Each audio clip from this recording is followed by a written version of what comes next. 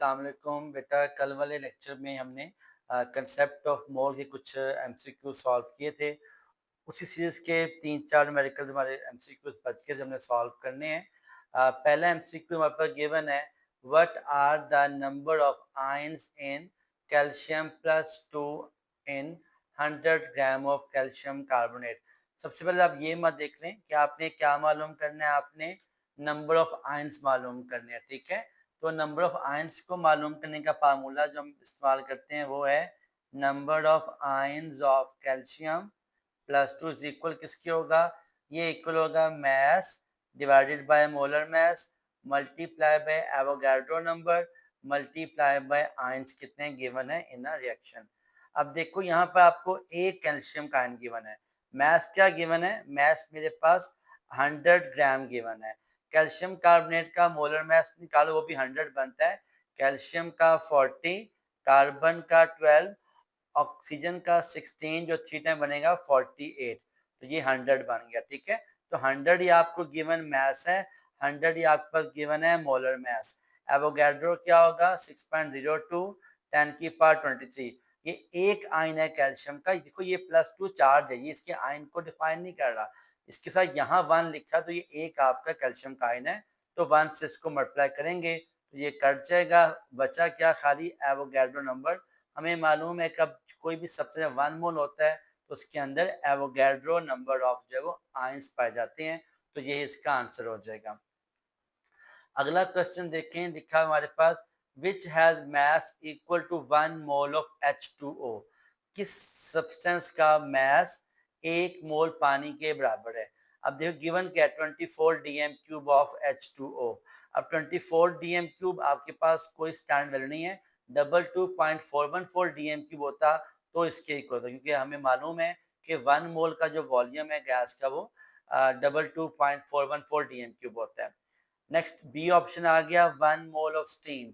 अब स्टीम लिखा हो या वाटर एक ही बात है, स्टीम भी पानी को ही बोलते हैं, सो बोथ आर इक्वल, इसका बी ऑप्शन है। सी ऑप्शन दी हुई है आपको 1 मॉलिक्यूल ऑफ H2O। देखो एक पानी के मॉलिक्यूल का मास 1 मोल के बराबर नहीं होता। अगर यहाँ लिखा होता 6.02 10 की पावर 23, यानी कि अगर यहाँ पे एवोगाड्रो नंबर लिखा होता मॉलिक्यूल का तो फिर हम उसे कहते हैं 1 मोल के इक्वल है, क्योंकि ये 1 मॉलिक्यूल लिखा है तो ये भी आंसर नहीं है। और ये जो 2 mole of hydrogen 1 mole oxygen ये भी आपका इरेलीवेंट है। So the answer is 1 mole of steam has equal mass than 1 mole of water, क्योंकि स्टीम और मास और वाटर एक ही चीज होती है। नीचे आ जाएंगे द नंबर ऑफ इलेक्ट्रॉन्स। आपने इलेक्ट्रॉन्स की तादाद मालूम करनी है किसके अंदर, 1 मोल ऑफ H2 के अंदर। देखिए हाइड्रोजन का जो एक मॉलिक्यूल होता है उसके अंदर 2 इलेक्ट्रॉन होते हैं। ये एक एटम हाइड्रोजन का, इसके पास इलेक्ट्रॉन एक है वैलेंस शेल। ये दूसरा आपका एटम आ गया हाइड्रोजन का, इसमें भी इलेक्ट्रॉन एक है इन द वैलेंस शेल। दोनों शेयरिंग करते हैं इलेक्ट्रॉन की और ये बन जाता है कोवलेंट बॉन्ड। तो 2 इलेक्ट्रॉन्स हो गए हमारे पास। ठीक है, तो आपने 1 मोल के अंदर कितने होते हैं, 1 मोल के अंदर 6.02 10 की पावर 23 होते हैं इलेक्ट्रॉन्स। तो ये 2 एटम है, तो इसलिए हम इसको मल्टीप्लाई 2 से करेंगे तो इसका आंसर आ जाएगा 12.04। So the answer is C 12.04 10 की पावर 23। अगला क्वेश्चन करेंगे, नेक्स्ट में लिखा हुआ हमारे पास लिखा हुआ है उसने when 0.01 kg of calcium carbonate. पहली बात तो ये है कि आपने इसे केजी खत्म करके ग्राम में कन्वर्ट करना है, तो ये ग्राम में बन जाता है 1 2, ये आपका 10 ग्राम बनता है। ठीक है, किलो की जगह प्रीफिक्स लगाएंगे 10 की पावर 3, तो ये आपको इसको मल्टीप्लाई 1000 से कर देंगे तो ये आपका 10 ग्राम बनेगा कैल्शियम कार्बोनेट। और 10 ग्राम का कितना मोल बनता है ये मालूम कर लेंगे, मोल के बगैर हमारे पास होती नहीं कैलकुलेशन।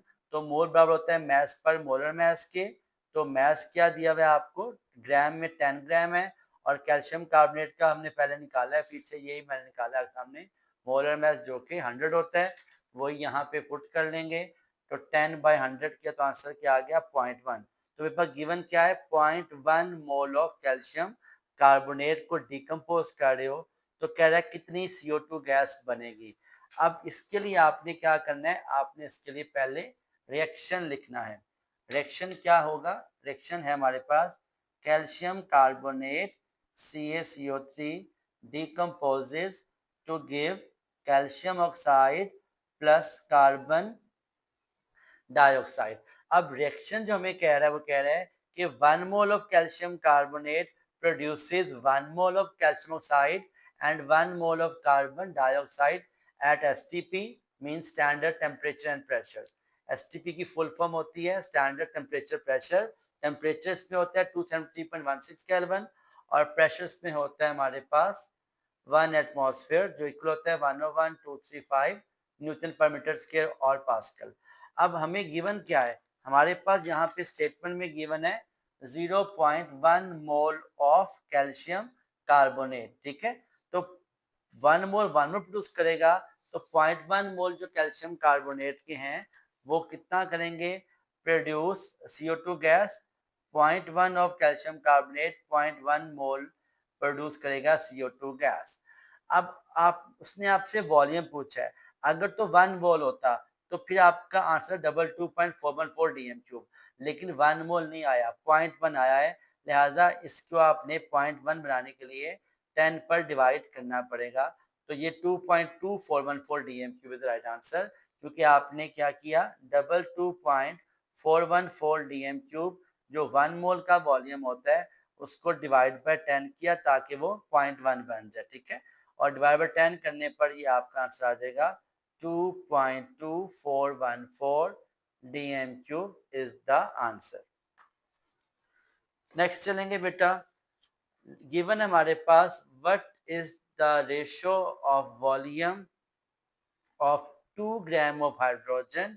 हमारे पास गिवन क्या है, हमारे पास गिवन है 2 gram of hydrogen H2 gas कह लो आप, और 16 ग्राम ऑफ मीथेन। दोनों की आपने क्या मालूम करनी है, दोनों की आपने वॉल्यूम रेशियो मालूम करना है। वॉल्यूम सेम है तो आपने रेशियो मालूम करनी है। देखिए ना, अब ये 2 मोल क्या है, इसका मोलर मास भी 2 है, ग्राम मास भी 2 दिया हुआ है, तो कितना है ये 1 मोल है। ये भी 1 मोल ऑफ हाइड्रोजन है और ये भी मेरे पास क्या है 1 मोल ऑफ मीथेन गैस है, क्योंकि मीथेन का मोलर मास भी 16 ही होता है, तो ये 1 मोल हो जाएगा। और हाइड्रोजन का भी मोलर मास जब 2 होता है तो 2/2 1 हो जाएगा। जब दोनों गैसेस 1 मोल है तो इनका वॉल्यूम भी, इनके अंदर नंबर ऑफ मॉलिक्यूल्स भी और इनका स्टैंडर्ड STP टेम्परेचर प्रेशर सब क्या होगा कांस्टेंट होगा। तो रेशियो इसकी 1:1 आएगी बिकॉज बोथ आर 1 मोल। तो इसका सी ऑप्शन हो जाएगा 1:1। नेक्स्ट आपको MCQ दिया हुआ है 1 molar volume of gas at STP is occupied by. अब देखिए हमारे पास एक मोल जो है वो वॉल्यूम किसी भी गैस का दिया हुआ है, तो हमें ऑलरेडी ये अंडरस्टूड बात है किसी भी गैस का 1 मोल ऑफ जो गैस होती है उसका वॉल्यूम जो है वो 22.414 DM3 होता है एट STP। ठीक है, अब वो यहाँ पर ये तो 22.414 मीटर क्यूब लिखा हुआ तो गलत हो जाएगा। 1 ग्राम ऑफ गैस इररेलेवेंट है, molecular mass of the gas का भी इररेलेवेंट है। तो 1 मोलर वॉल्यूम जो होता है उसमें मॉलिक्यूल तादाद होती है 6.02 10 की power 23। That is right answer. कोई भी गैस अगर 1 मोल होगी तो उसके अंदर वॉल्यूम होगा 22.414 DM3 और उसमें मॉलिक्यूल की तादाद होगी 6.02 10 की पावर 23 मॉलिक्यूल्स। ये हमारे पास स्टैंड बेसिक कंसेप्ट जिसे आपने याद करना है। कोई भी गैस 1 मोल हो तो वो एवोगैड्रो मॉलिक्यूल ही रखती है। अगर 2 मोल होगी तो 12 हो जाएगा, 3 मोल होगी तो 18 हो जाएगा, 4 मोल पे 24 हो जाएगा। इस तरह आपने इसकी रेशियो को बना लेना है। ठीक है, I hope you understand the lecture. जज़ाकल्लाह खैर।